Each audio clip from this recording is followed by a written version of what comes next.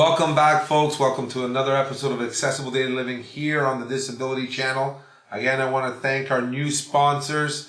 Jump on board American Standard. I want to thank Gary Barrington, again, of American Standard, of the Healthcare Division, to come in and really see the opportunity of being involved with the Disability Channel and with Accessible Daily Living show. Today, I'm excited to have a good friend, colleague, and support for Accessible Daily Living when it comes to our business, our construction arm. That's Robert Cinquamani of Peaks and Valley Landscaping. After this short break, bring Rob in. We'll talk everything about exterior. Everybody worries about the interior of the home. There's so much to be said about the exterior of the home, getting the person to the interior of the home, getting them safe. So, folks, I want to take a few minutes just obviously making sure people understand what's going to happen in the next few weeks. We're going to have 3 members of Parliament, 3 personal injury lawyers live at our location. We're going to be mobile at Accessible Daily Living head office, shooting, talking everything about the legislation changes to motor vehicle insurance coverage. We will have guaranteed David Himmelfarb of Himmelfarb Brzezinski, Patrick Brown of McLeish Orlando, and Mr. Jim Howie of Howie Saxon Henry, with 3 members of Parliament. We'll get back to you with the 3 members of Parliament when we get confirmation, but we have 2 of them. But I'm not going to give that information out right away. So that's going to be in late January. So after the short break, we'll be back with Rob, and we'll talk everything landscaping and everything about the exterior accessibility of a home. We'll be right back. Hello, I'm Lawrence with New Bandage Technology, and we're here with Brian. Hi, my name is Brian Frost. I'm a physical therapist with core rehabilitation and sports medicine. And we're here with Sophia. Sophia's been using the New Bandage technology, and here she's a post-op ACL reconstruction about 3.5 to 4 weeks out from her surgery. And I've really seen the New Bandage has made a dramatic impact in its recovery time, allowing to accelerate her recovery speed and get her back into the exercises that are more functional for her, thereby allowing her to regain her muscle use and activation. The biggest thing that's done for her is that it's minimized the swelling post-operative and allowed her quad muscle to stay active, so that we didn't have to spend the first 4 to 6 weeks of therapy reactivating the quad and stabilizing the knee. We've been able to do that in with just a few sessions, and it also gives her that compression that she needs so that she can move forward with these exercises. And that's exactly what you would want from a device like this. Brian, thanks so much. Absolutely. It's been a pleasure working with you. Thank you.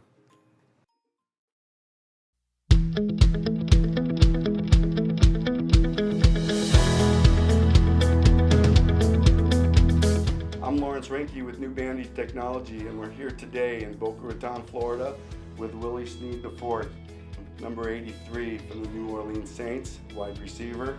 And Willie bruised his knee and sprained his knee about, 4 weeks ago? Yeah, 3 weeks ago. You've tried our new bandage, our high impact bandage here recently over the last few days. And your first impressions?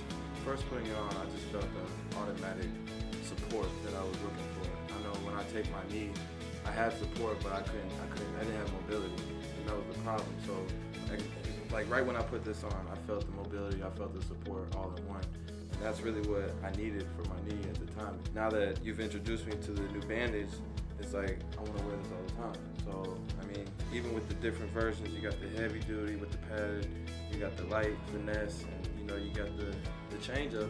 It's like, it's all good, and it's a really good product. With new bandage, there are no pressure points. There are no long taping sessions. It's an easy on and an easy off, and you can adjust it easy. You can place it exactly where you want, so you got the ultimate comfort and support. So I'm looking forward to watching you in the rest of the season. I appreciate you. You're doing a great job. Keep up the good work. Thank you. Thank Bye-bye.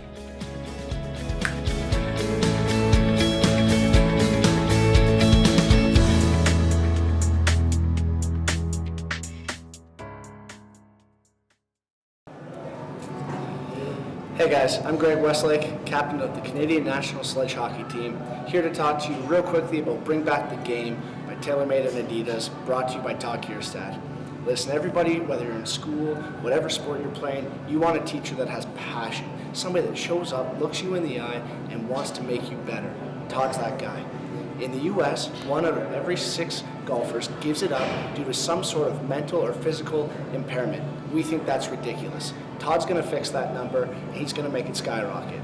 I'm missing both my feet. I saw today somebody that had a stroke, people that had mental difficulties. Todd worked with them all individually, gave them the perfect care that they needed, and made them better. I fully support this program. If he's doing an event near you, please come out, get on the course. Let's bring back the game.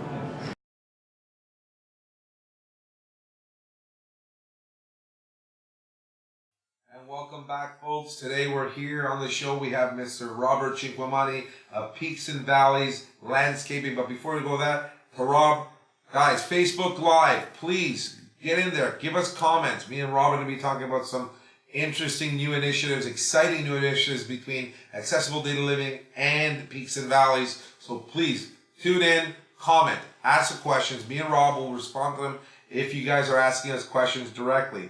Roku. Go on digital TV, subscribe, watch us on accessibledataliving.com, on the disabilitychannel.com. Go in there, check in our events section. Contact us on info@accessibledataliving.com with any questions you have maybe of the show or if you want to be on the show. But before we go there, we have Rob here on the show, Rob Cinquemani. Rob, thank you very much for coming in and spending some time with us and to discuss an important feature of accessibility to the home. Thanks for having me, John. Oh, it's my pleasure. So, Rob, in terms of obviously people knowing who Peaks and Valleys, give us a little bit of a background of what you guys do from a general perspective. How long you guys have been around and where your service area is. Sure. Peaks and Valleys Landscaping is approximately 25 years in business. We started as a maintenance company, generally doing residential maintenance. We've evolved into a design build firm.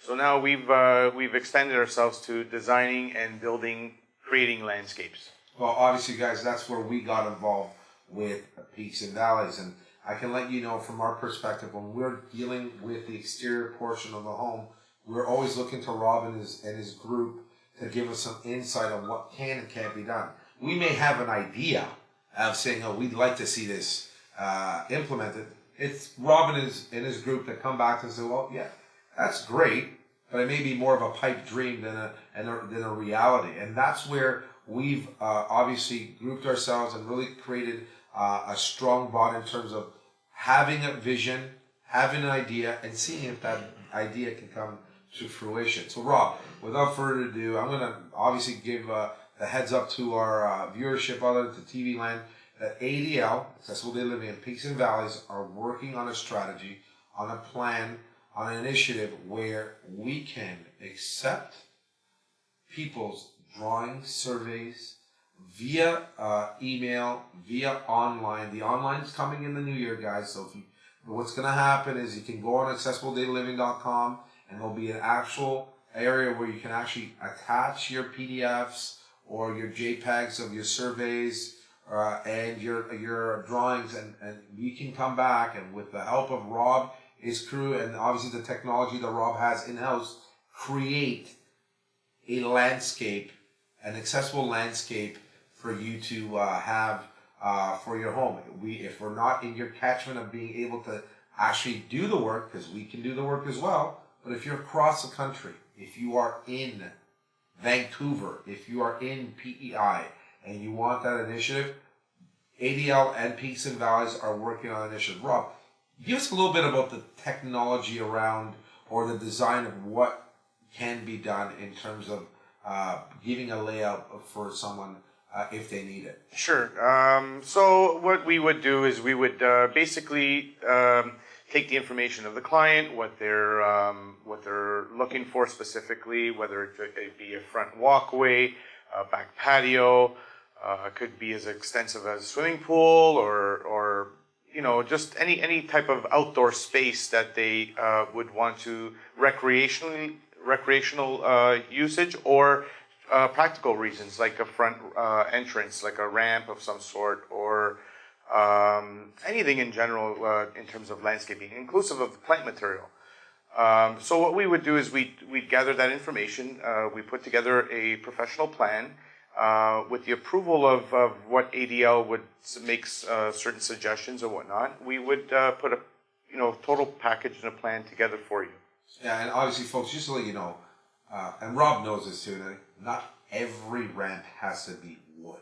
And Rob, obviously from your experience and your implementation with Peaks and Valleys, I mean, you've used multiple products. It doesn't have to be wood. It doesn't have to be aluminum, this portable thing that really, at the end of the day, you don't know if it's stable or not. You know, what other products have you guys been using in order to, I know what you've been using. What other products have you been using to let the viewership know in order to create a sloped entry into the home? What other materials are available to the client? Sure, yeah. So every client's different. Based on drawings and designs, we've used concrete in the past. Obviously, you can do a concrete walkway. You can make it also out of an interlock type of product, where you know, you can use interlock on a ramp. It needs to be supported properly, retaining wall along the side of it, so that it withstands where we live for our climate. But there's several different products or materials that we can use. Implementing heated walkway. So we're here where we have a lot of snow. Some people are very scared of the weather. Is there too much snow? Am I going to slip and fall? Even though I have a ramp and a railing, is it going to be slippery? So we can even add the element of heat into these walkways, where it becomes a safe walkway all the time. And that's also too with driveways. Like, I mean, there's obviously applications if folks don't want to rip off their driveway and put a heating element underneath. They can put there's spray-on applications as well, correct? There are spray-on applications. The best and safest would be a heating element, and typically the spray application, it's a little tricky at sometimes, depending on where you live in the country, across the country and whatnot. Temperature is a factor, and so on and so forth. But the best from our experience is a heated element. Obviously, from the spray-on, it really only takes. It doesn't really dissolve all the snow, get rid of all the snow. It only takes out probably a little bit, and it reduces the amount of accumulation versus a heated continuous element that will obviously, it can be on a driveway, it could be on a walkway, and obviously give the people peace of mind. Like even maintenance, someone who's disabled, being able to obviously, alleviate them from the cost of hiring someone to actually do the work of removal, snow removal. This will obviously be, less of a maintenance concern and less of a concern on potentially family. Like folks, out there, you could be servicing a parent who's got a disability. You're across the city. You're coming in. You got to go shovel the snow. With the application of such a heated area, you don't. It's a flip of a switch. You turn on the thermostat, and it's obviously melting the snow, which obviously reduces the need for salt or any type of other solvent for snow, and the need for plowing and actually exerting someone. You could actually be helping someone too, especially if an elderly person is going outside with a snow plow, with a snow shovel. We get it every year where people are collapsing in their driveways because they shouldn't be shoveling their snow. So that's an aspect. Rob, when it comes to obviously plant life, you touched upon it. We look at when we work together in terms of deciding, entryways and exterior landscapes. People don't want institutionalized. So this is one of the reasons why wood is not always the answer. While we go to obviously concrete or design and pavers and so on and so forth. From your perspective, when it comes to greenery and obviously adding that obviously the aesthetically pleasing touch, you're looking at implementing stuff that really is not going to affect the path of travel, correct? Correct. Yeah, we try to implement all different types of plant materials depending on color and heights and so on and so forth. And we always look at precautionary things. Like we wouldn't plant a really big tree that's going to fall a lot of leaves on the walkway, where in the fall it might be a slippery surface or whatnot. So we always look for something that's maintenance as low maintenance as possible, and that's aesthetically pleasing. Okay, obviously from a paver's perspective, I want to let the people in TV land know that the pavers that Rob and his group are using at Peaks and Valleys there's a double positive. Look, if you're stepping into a bathroom you're looking to have grip. These pavers have a tactile response. They have a groove where they're filling in a sense, so there's more of a surface area that can obviously the foot can have a contact with. And along those lines, these pavers are also permeable. Rob, can you give us a little bit of the benefits from an environmental perspective, what a permeable paver has? Sure. There's a lot of different manufacturers manufacturing them these days. They're environmentally friendly. What it does is allows any surface water to infiltrate through the cracks of the stones and infiltrate back into the earth. So it kind of does a double purpose. It removes water from the surface, and secondly is it infiltrates into the earth.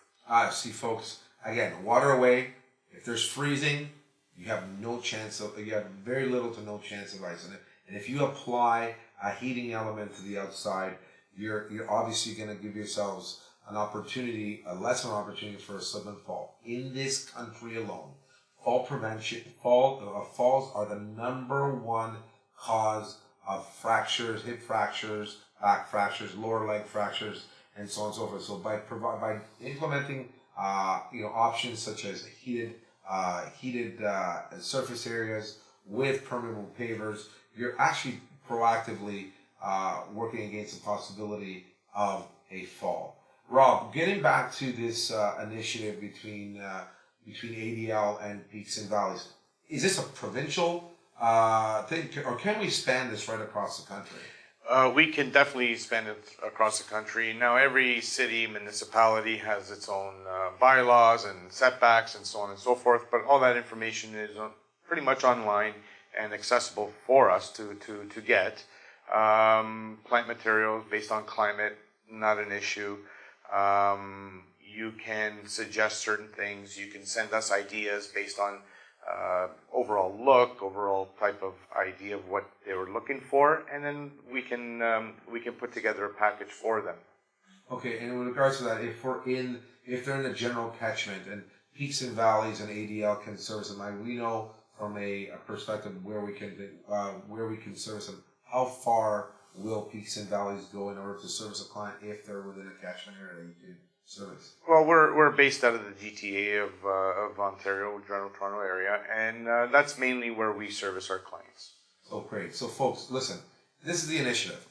If you have a survey, if you have a drawing, if you have an idea, you can reach out to info@accessibledailyliving.com, or what you can do in the new year, we'll keep you guys posted through the Disability Channel and through our show of when we're going to implement our infrastructure via our website as to when to accept these drawings and how you can submit them online. So there are referrals. There is a referral spot on the actual website that you can contact us and obviously let us know of your idea. Folks, I'm going to tell you, Rob will tell you something. Rob, from your perspective, before we go, and it's already gotten to that minute, how many times have you been contacted from your clients about exterior safety? Is this always a concern of yours and also your group? Always a concern. Safety is obviously number one. Building and creating is also very important. So creating any type of structure or building any type of walkway has to be built with care and obviously properly. So water drainage is always an issue. We always address those in our designs, in our concepts. It's an overall package or an overall idea. We kind of look at all different elements of the design. Well, Rob, listen, we can talk all day. It's about this. So, folks, Rob, I want to thank you for the opportunity of coming here today. It's cold winter, slushy, snowy day to come here and give us your insight and your input about the initiative with Peaks and Valleys and Accessible Daily Living, and your knowledge base when it comes to architectural landscaping and landscape design. Rob, thank you very much. To the people out there, we're going to be back after the short break, but Rob, thank you. Thank you, John. For coming today. Yep, thanks. We'll be right back.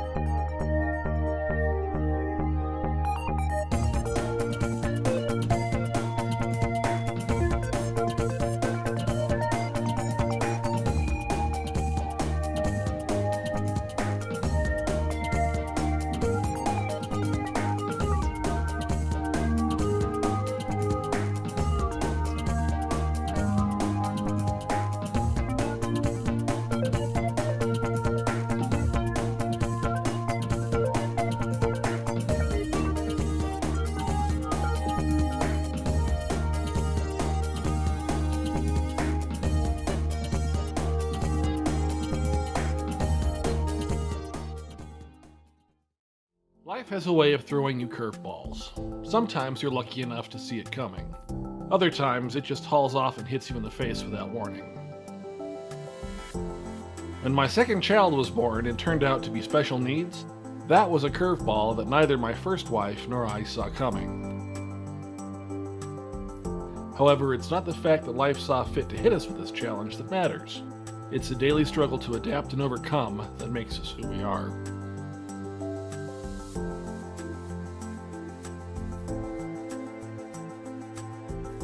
Being both a blended family and one with a special needs child definitely makes some days a real challenge to navigate successfully. It takes a full measure of teamwork from everyone involved to make the family work.